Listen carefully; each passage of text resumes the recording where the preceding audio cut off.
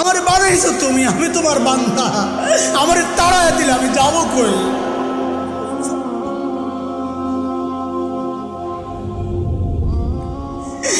কই যাব?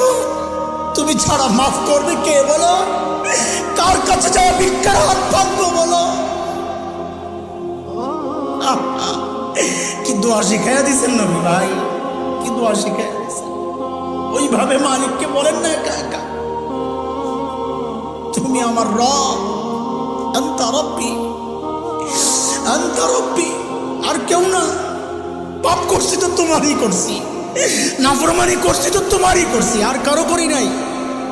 বানাইছো তুমি, এখন আমি যাবো কই? করে ফেলছি, এখন যাবো কই বলো?